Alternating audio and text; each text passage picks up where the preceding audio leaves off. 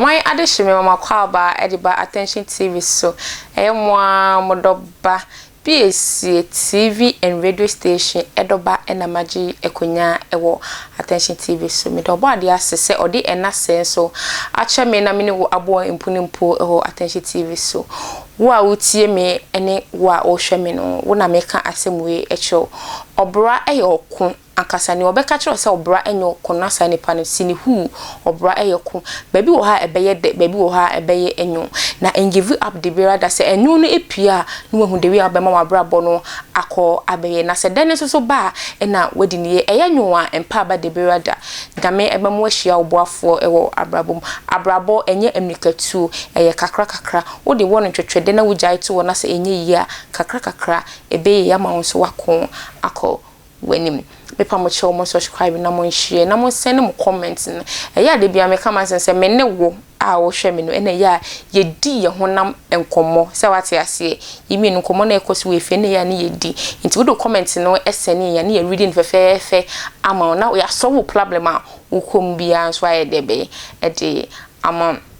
ene asembe ne da epon so a na tili mba be wono entwetwede yenyan ye fie mu nkomo ye wo ha ene yeti Afia Schwar ene lawyer Maurice Ampaw sensemo ene chema untumi ensensem akoso e wo man Ghana mu uhia akola kra bontina obisanse wo de na ekoso Ghana mu ene obetimi anyade ni bia de be abo e de atwemo court ensensem ni lawyer Maurice Ampaw aba be kasa e wo lawyer Maurice Ampaw say Ghana media journalists for Mama Ghana for fake news eya mon kanu kro enchire Ghana for ho munya ba ya ne lawyer Maurice Ampaw say ene Afia Schwar ne gase de maya mafia to no okay kan sense no ba social media na ne dente se wo to ehu da bi lawyer Maurice Ampaw ba be church nsem senye sa na e be etie media ne krampo ma court but motimo ho Instagram ne YouTube na mo kan ye mo de ono kasa aba abontin aba be church nsem no nyina ade a chire Ghana for ama enya ntiase ne ekoso ewo between Afia Schwar any chema untumi any lawyer Maurice Ampaw ensensem ma lawyer Maurice Ampaw ankasa aba bonten aba be kase ne course e wo court ni nti wa magana fo nyina enyo mo ho entiase momienko na yenko tie ne lawyer Maurice Ampaw eka Dena a first as nigga lawyer a filing motion for variation of the sentence and so motion say yes hospital suspension no ya bra mo copy media no ya bra mo copy ya be serve mo no that's serve mo then no so ya court on the 9th of November na ya court no mu bi eni wo ba court nobody was in court. That was the last case I have here. A first was a lawyer near lawyer Ampaw near judge near na courtroom na kanipa ba ko pe and the case no the lawyer mind here free and that case was called around 12:15. There was no presence of any media house. Munya koda munya ye lazy munya kokot an ko hwehwe mu de akoso mu de mu ni mari say if ala de ga jeli no and if aso ga hwehwe no and a plus anu put mu ni na mu pick stories no na recycle no from different angle in throw in the media social media ni ya draw fake on the 9th of November. A first was a lawyer filing motion. Say you're jailing for 10 years, 10 days. It court me to me. Court knows his son is an anchor. You're finding the number of brown no. Also, you're finding the binanka if one could jail because or I can't say for yare ne foi. A fool, a foyer flu.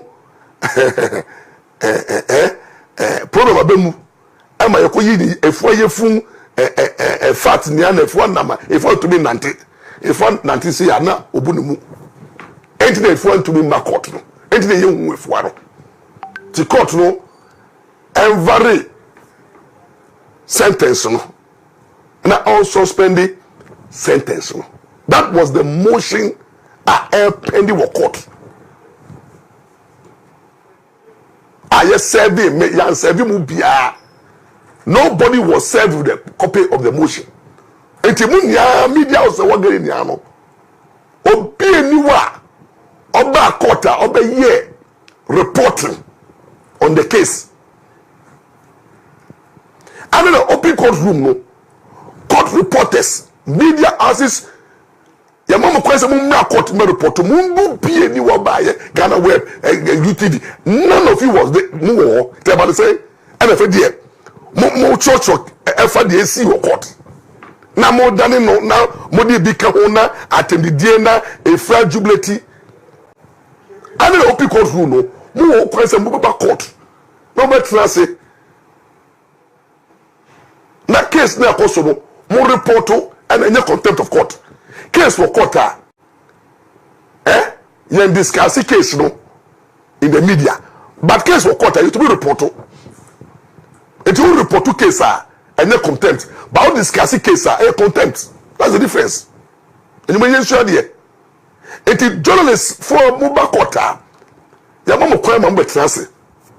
But over court na the course for court. O report to